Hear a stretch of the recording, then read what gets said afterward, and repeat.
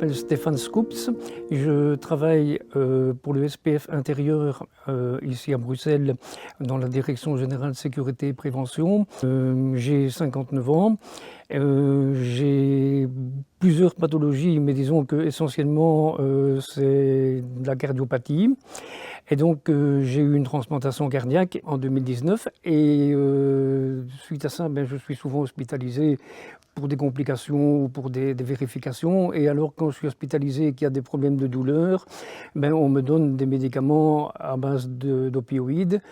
Et c'est dans ce cadre-là que j'ai été mis en contact avec ces médicaments qui ont été intégrés à mon traitement habituel.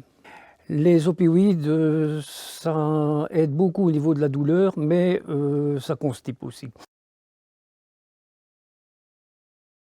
Mais parfois aussi l'information peut venir un peu en retard.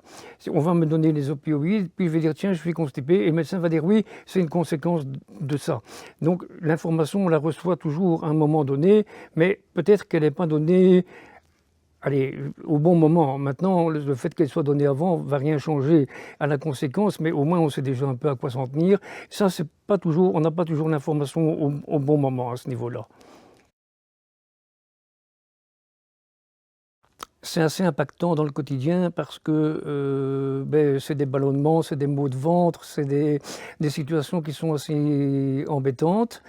Puis quand on se dit ça y est je vais aller à la selle, parfois c'est, sans vous mentir, ça peut être un quart d'heure à la toilette à essayer de faire quelque chose et il n'y a rien qui se passe.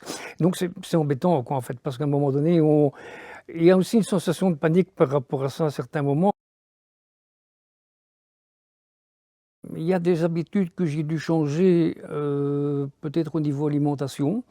J'ai quand même pas changé vraiment beaucoup de choses. Ce qui a surtout changé, c'est au niveau de mon traitement médicamenteux, parce que là, effectivement, on fait attention quand il y a des douleurs à pas trop porter vers des médicaments avec des opioïdes pour justement éviter ce problème-là, si on sait solutionner la douleur autrement. Mais parfois, c'est pas possible de faire autrement non plus. Alors là, il faut passer à un stade encore plus élevé pour essayer de trouver une solution. Ça impacte la qualité de vie dans le sens où je ne dirais pas que ça m'empêche de faire des choses ou que ça me restreint par rapport à certaines activités, mais quand on est tout le temps avec des ballonnements, avec des gonflements, avec cette gêne, qu'on a parfois l'impression qu'on doit aller à la selle, mais que finalement c'est pas ça, et c'est assez embêtant. Au niveau de la qualité de vie, il y a quand même une gêne, c'est pas énorme, mais il vient aussi un moment où, après une constipation de plusieurs jours, parce que moi j'ai fait des périodes parfois de 5-7 jours sans aller à la selle, c'est quand même beaucoup. Il vient un moment où ça finit par faire mal aussi quand même, et où on se dit il est temps de trouver une solution. Donc l'idéal c'est d'en parler au médecin traitant ou au médecin de salle si on est hospitalisé. Bien d'écouter les conseils qu'il donne. La personne de référence avec qui on peut en parler principalement c'est le médecin, et lui va donner sans aucun doute des bons conseils.